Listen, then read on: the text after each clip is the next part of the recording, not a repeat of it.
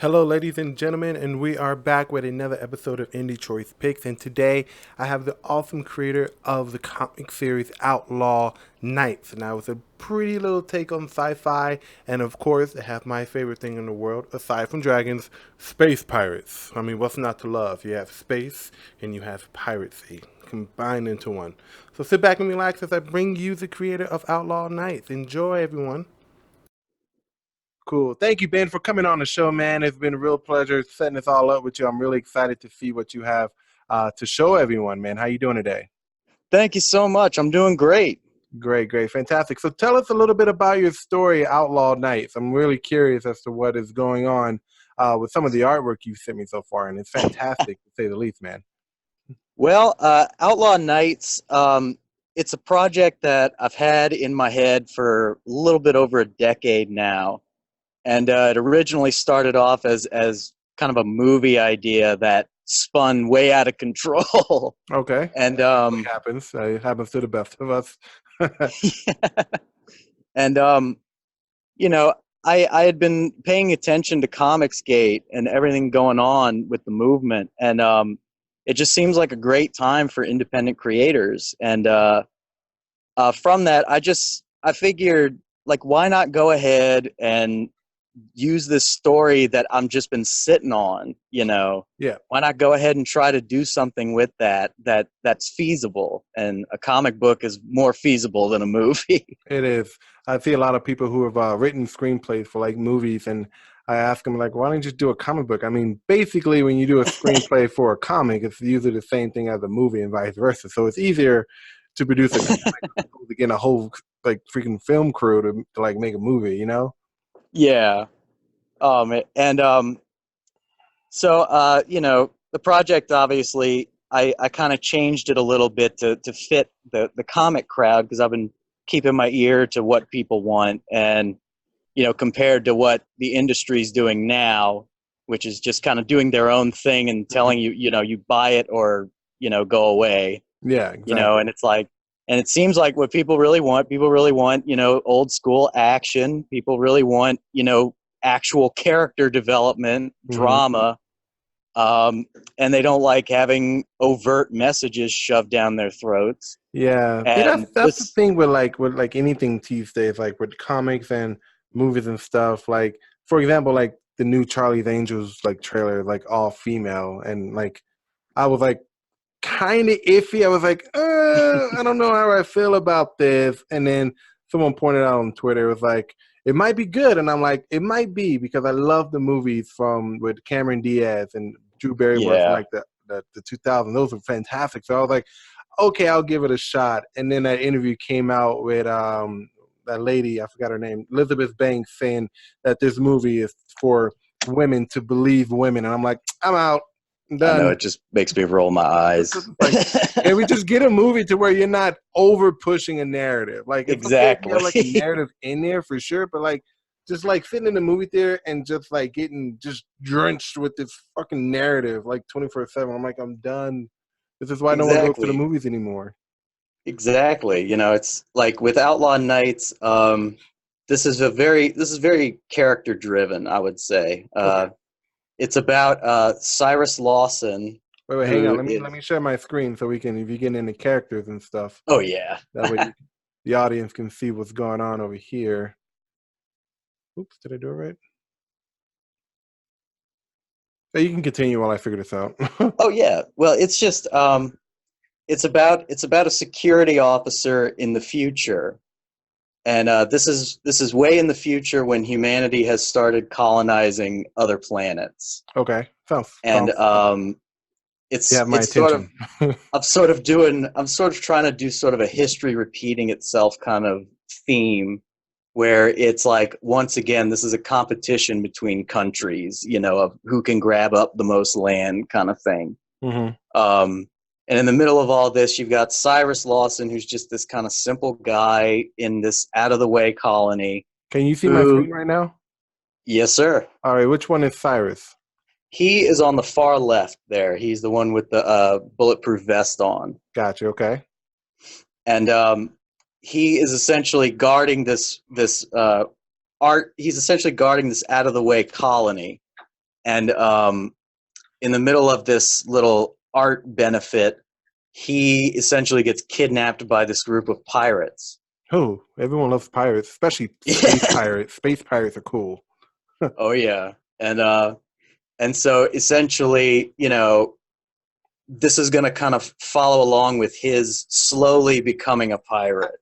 Okay. Um, he starts off hating piracy, thinking, like pirates are just common criminals, they're just thieves. And of course, as he gets to know each member of the crew through the adventure, which is, they're going to be looking for a certain prize, which I don't want to give it away because I don't want to give away too much of the first book. Okay. No worries. Um, but they're essentially, over time, he's going to come to get to know each one of them, and he's going to realize like life is not black and white. Life is not, there aren't just good guys and bad guys. There's all kinds of people in between, and that like villains are not born, they're made. Hmm. And so slowly, he's also going to slowly, become attracted to the lifestyle, and he's basically going to become one eventually. Okay.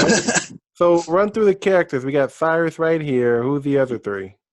Let's see. We got Kodiak in the middle. He's kind of the gunner captain. He's in charge of the offense and defense of the ship. Okay. And next to him is Serpent, who is the quartermaster of the ship, and he's also a con man. Oh, gotta have the con man as a pirate. That's for sure.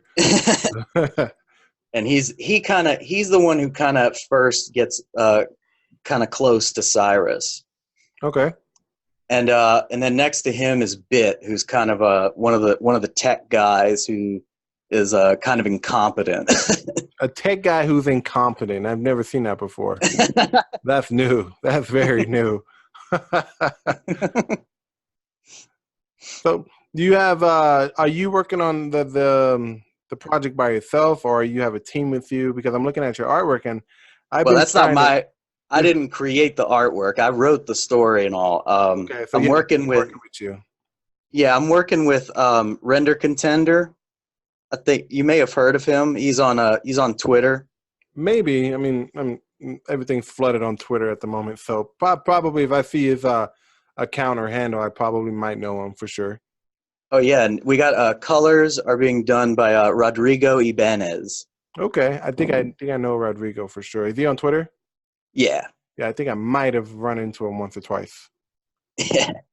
Like everyone on Twitter knows, like everyone in the comic book community, like they like to know, and like it's funny because like I don't get into the feud with like comic gates and like anti comic gates, but I like watch and I'm like, there's nothing really wrong with the people who are part of comic gates. It's the anti comic gates people who are just like Yeah. wildly out of control for like no reason. And when I see someone post like anti comic gates, literally like everyone that I've had on the show and more just flock to that post and just start ripping whoever it is apart. And I'm like, wow, that's hilarious. So everyone is just like the signal goes off, like SJW Yeah. alert, we all gotta go. Like, wow.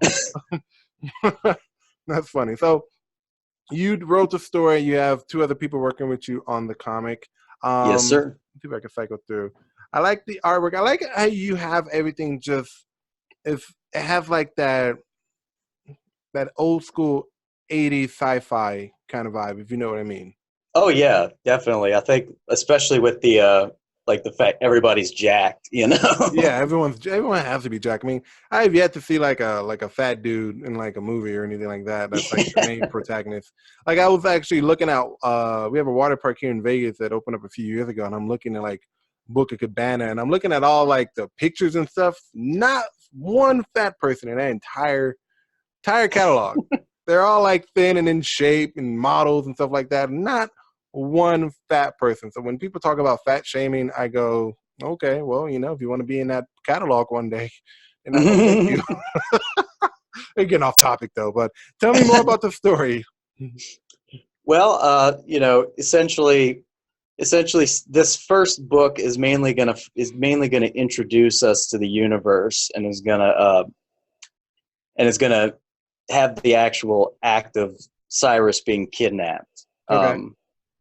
And pursuit by the law, and a lot of it, a lot of it is just setting up for. Hopefully, I'd like this to be 6 issues. Okay. Um, but it all depends on how well the first one does. How many pages are in a single issue? Are we talking like the standard 20 to 23 Right pages? now, I'm Or? at 48. Wow. Yeah, a lot of people, they're not like book one. Like when you think about how much time goes into like a comic book, like originally I thought that my comic book was going to be split, but now I'm just thinking about going gun ho and just finishing up all 100 pages and just calling it a fucking day. But Well, I was thinking like just from watching other Indiegogo projects and stuff. I was thinking about like I when I outlined the story, I put a lot on the outline that ended up getting having to be left behind because it was just too much yeah. for the issue. Hmm. But I was thinking like if by some miracle if we could get way beyond our funding scale, like I'd like to set a stretch goal where I could like add 40 more pages. Yeah, a lot of people are doing that. Like with I don't know if you met Von Klaus, but his Monster I've seen ND. him on the online. Yeah, his Monster ND project is just absolutely crushing the game right now. I thought I met some people who've like completely decimated their goals, but he's the first to like, dude. I think he's over like 500% funded or something like that. Something insane. Damn. Something insane. Yeah, right. So like, if there's any advice you want, I would say go straight to him because that guy knows exactly what he's doing when it comes to it. And of course, he has a great concept, great story, and stuff like that. And that's what mostly attract the readers is you got a great concept, great. You have a great story, fantastic. How's the artwork looking? Great. If you get those three things in place, there's a good chance you will crush your goal, if not go further past the goalpost for sure. I'm hoping. How long have you been in pre-launch? Are you in pre-launch right now, or are you just focusing on getting more content out there? Right now, I'm just focusing on more content at the moment.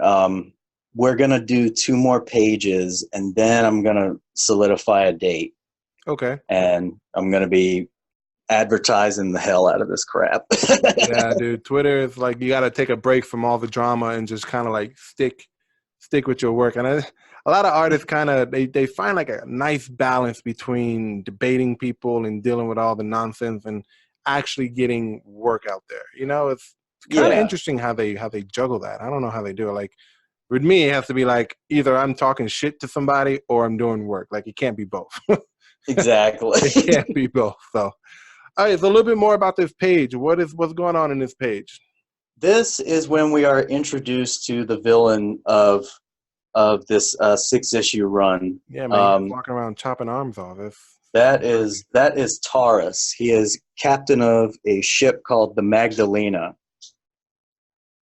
Okay. and he is, as you can see, he's known for being very erratic, and he uses intense psychotropic type drugs.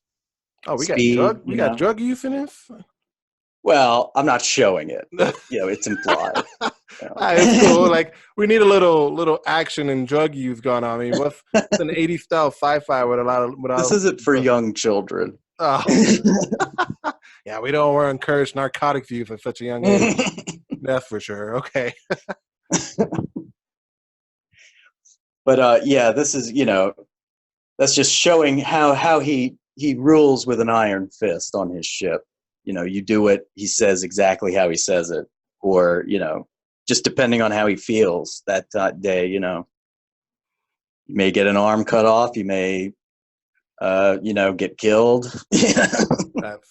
I saw the artwork and I'm like, oh, this is cool. Whoa, he's chopping off his arm. Okay.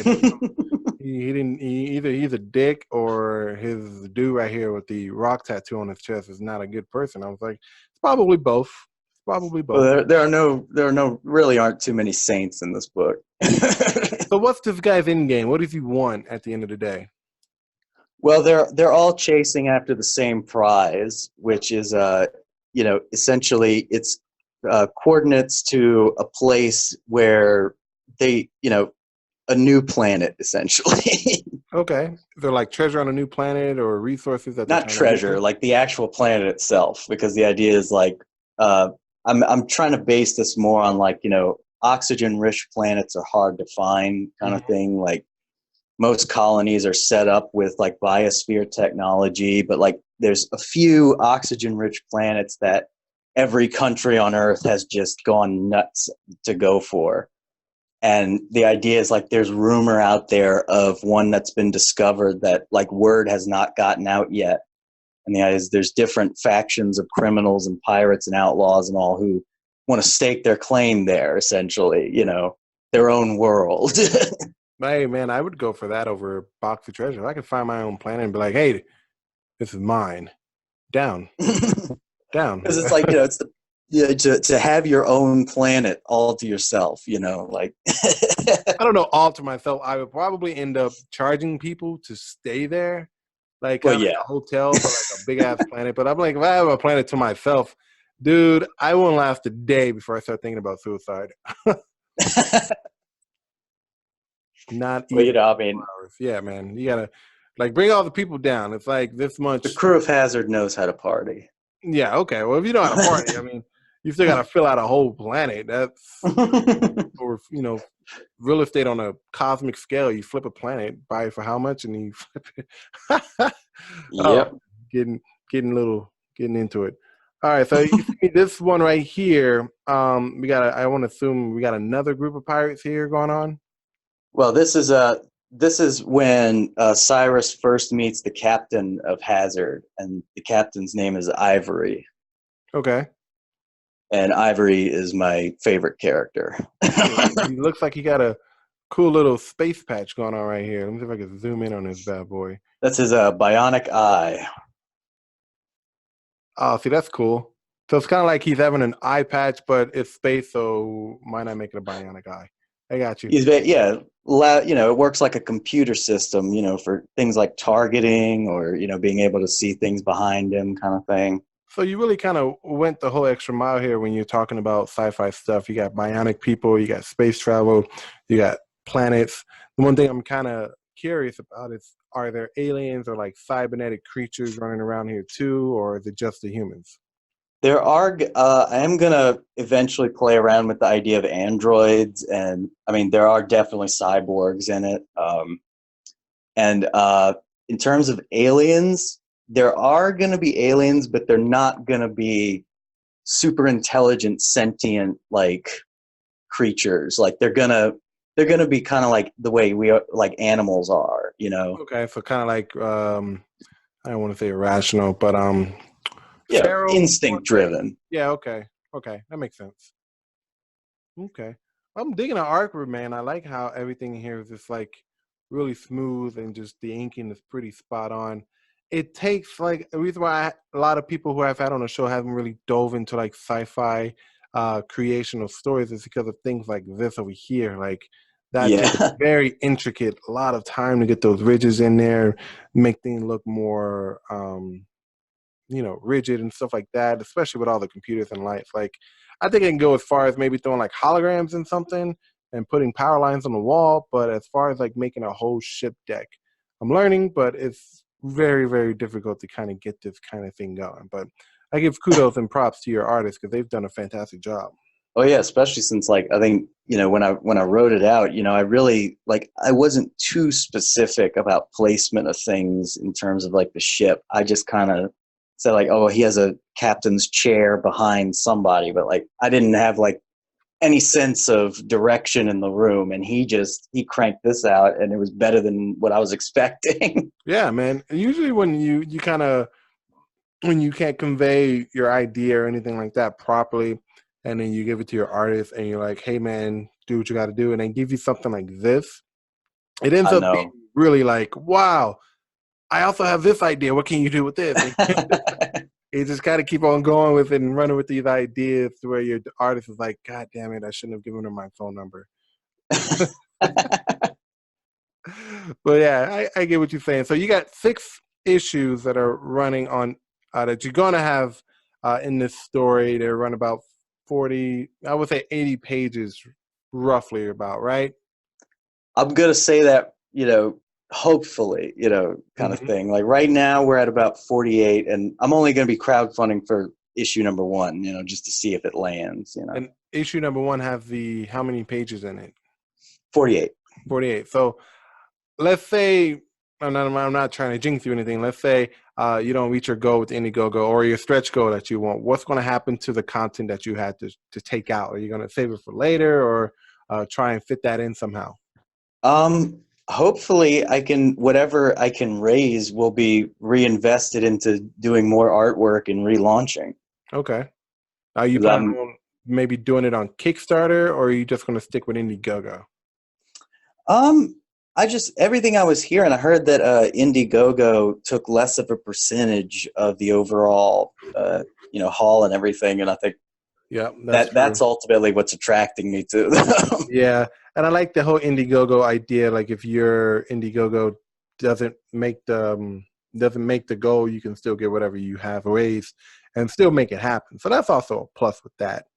Absolutely. Kickstarter is more, dare I say, SJW um, Yeah, orientated, I guess, because I've seen a lot of absolutely. stuff on there, and I'm like, ugh, why is this a thing? And how is it 300% funded? I don't get it.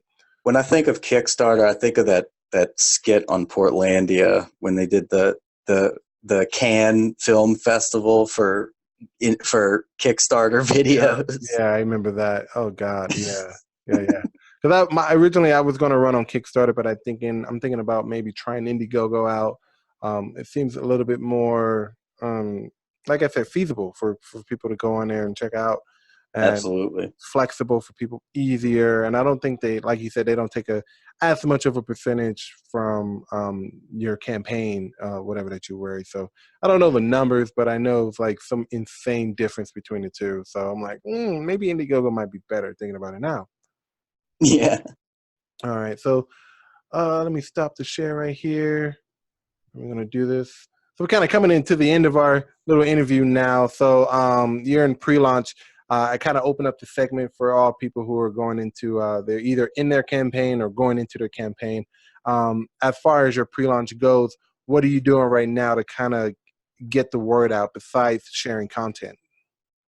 That's actually mainly what I've been doing. Mm-hmm. I've just been sharing content on all my social media, like blasting it out like every hour.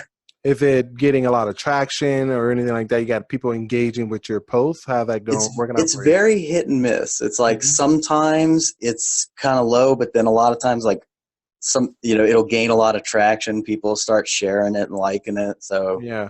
And but is it, I am thinking I'm probably going to have to set up a medium similar, like maybe a YouTube channel like yours or yeah. something like that. Have you possibly started collecting emails yet or anything like that? Not just yet. Are you planning on doing that while you're in pre-launch? Because that's very, very important if you didn't know. That's like the bread and I butter of both. didn't.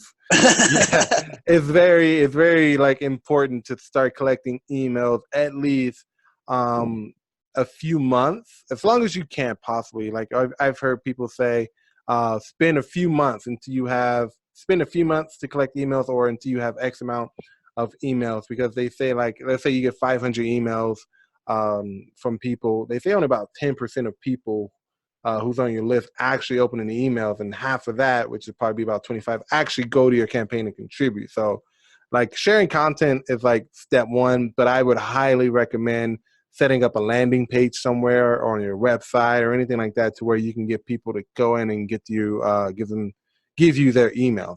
That's super important. I think I've had every person on the show say, you need to collect emails if you're going to do a successful campaign, Okay. even if that means pushing back your release date. Because my release date was originally in January, then I pushed it back to like June. Now I pushed it back to August. Now it's in January of next year. So, like, however long it takes for you to get to a level to where you can collect emails, and the more emails you get, obviously, the better off you be. Those are the kind of things you kind of want to strive for. So, you got something good here. Like, I'm digging the concept for sure. Like, when you launch your Indiegogo, or even when you launch a landing page where people have to throw in their emails, let me know, because I'll gladly hand you my email for sure. Absolutely. Thank you. No problem. So, what are your plans for the future after the 6 issues? Do you have anything that you're going to do afterwards for this See, story, or I feel like I have enough in me. Like, I'd like to keep this going. I'd like okay. to make this a series, but it just depends on what people want. Have you possibly thought of maybe a sequel plot to your initial story or anything like that? Have you thought about those? Absolutely. You're already on top of it, my dude. You're already on top. I like it. So, well, man, that's pretty much all I got for you, dude. Like, I mean, pretty straightforward concept. I haven't seen a really good sci-fi, um, a good sci-fi story like this since I've started my show. I think Hero was a good Oh one, but it wow. wasn't really more sci-fi. It was more kind of like super war hero kind of thing. So this is Yeah. this is actually the first one that I've actually had to where I'm like, Oh oh, wow. dude, space pirates. This is great, dude. Everyone loves space pirates. Hell yeah. Yeah, for sure, man. But thank you, Ben, for coming on the show, man. I really appreciate you taking the time out to come and tell me a Oh, little it bit was a about the pleasure, show. man. Thank you. No problem, man. So, dude, got to collect those emails. That's all I got to say. Yes. Collect those emails, even if that means pushing back your date on your launch. Collect those emails because that's what's going to really kind of change the tide for you for sure. All righty. All right, Ben. Well, we're going to have you on the show next time. Whenever you run your campaign, let me know. We can probably fit something in for you. Or if you do your second issue, we'd love to get you on the show again. You know, everyone's welcome on the show. Don't matter who you are. Yes, sir. Absolutely. All right, buddy. Well, you take care. Have a good night, and I will see you on Twitter. You have a good one, bud. You too, man. Bye. And that's all the time we have for this episode. Thank you guys for tuning in. If you're new to the channel, welcome. I invite everyone to subscribe to my channel. I do interviews every week to a week. I upload on Sundays and, of course, on Wednesdays. So if you are an indie comic book creator or web comic creator or creator overall and you want to get on the show, all you got to do is find me on Twitter at heroic_studios. Shoot me a DM, or of course you can tweet me with your content. Let me know who you are, and of course we can set aside a date and time to where we can get you on the show. All right, so that's all we have for today. Tune in later on this week for another awesome interview, a little bit on the unorthodox side, but I hope you guys will enjoy it. So please, again, subscribe to my channel, and I will see you guys later on this week. See ya.